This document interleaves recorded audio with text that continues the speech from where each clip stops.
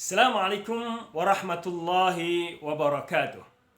Alhamdulillah wassalatu wassalamu ala Rasulillah wa ala alihi wa man walah.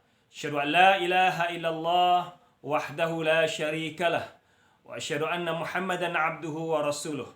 Allahumma salli wa sallim ala sayyidina Muhammad, sayyidil anbiya'i wal mursalin wa qaidil mujahidin wa imamil muttaqin wala udwana illa 'alal zalimin.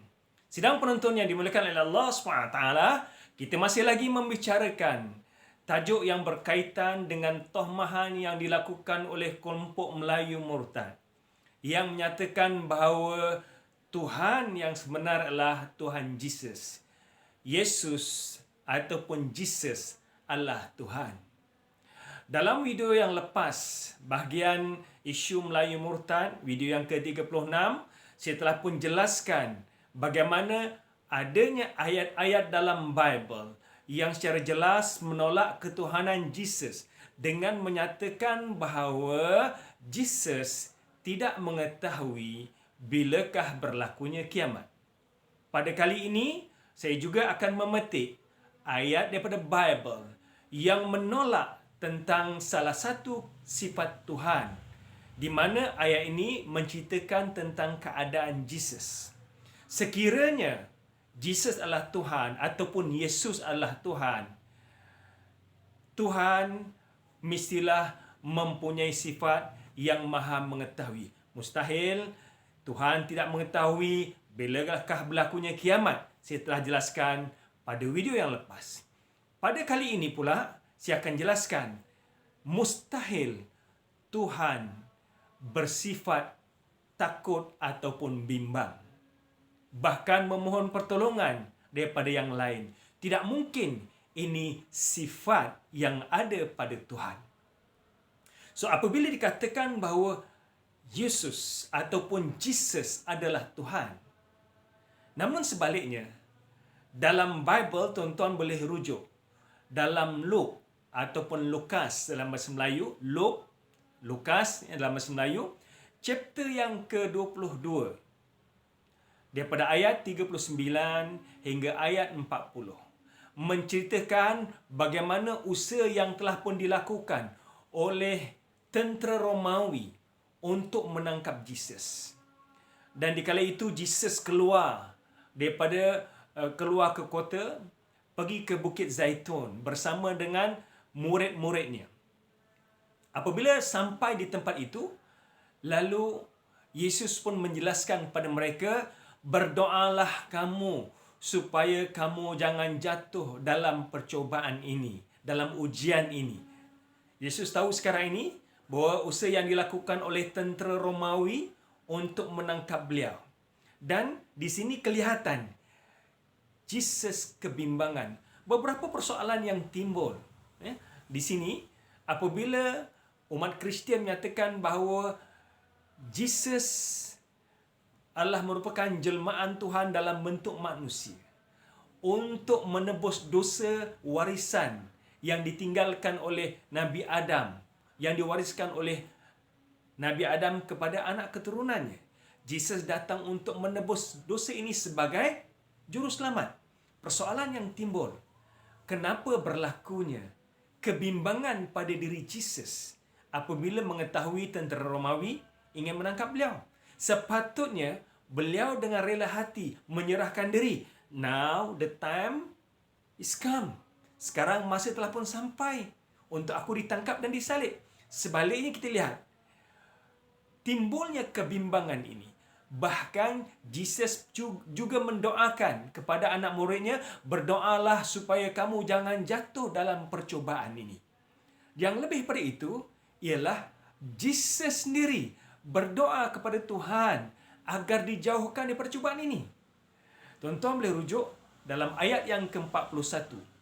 Kemudian dia menjauhkan diri dari mereka kira-kira seperlempar batu jaraknya.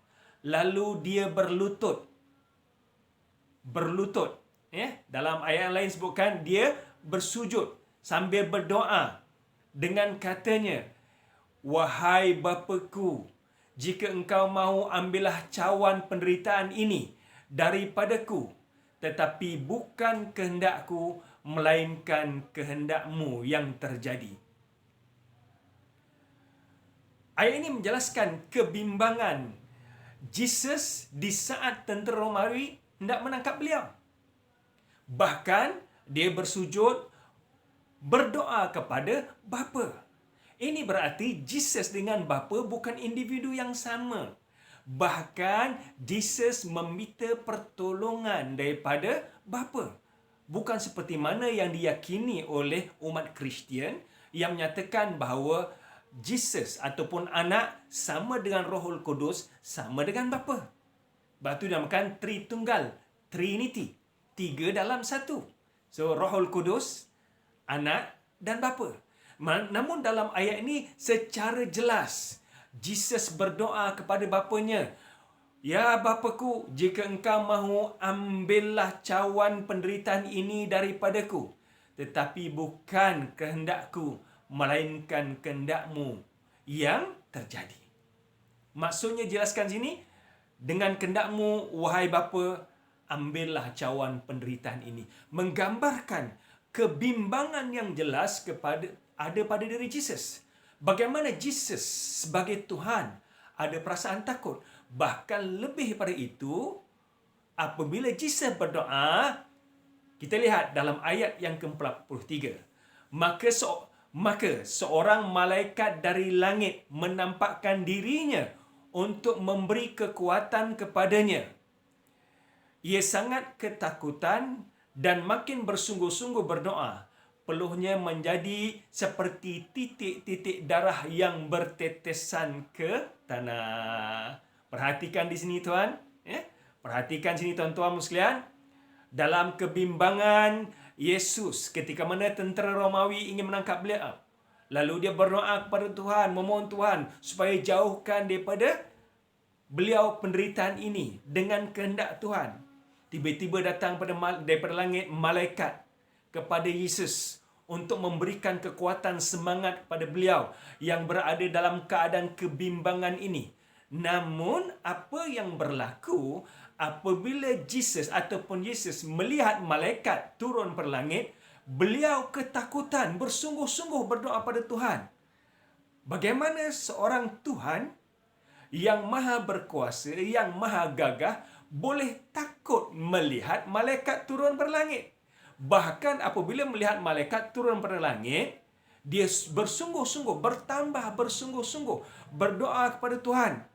Dan dalam keadaan bersungguh-sungguh ini, peluhnya bertetesan bagaikan darah yang menetes ke tanah.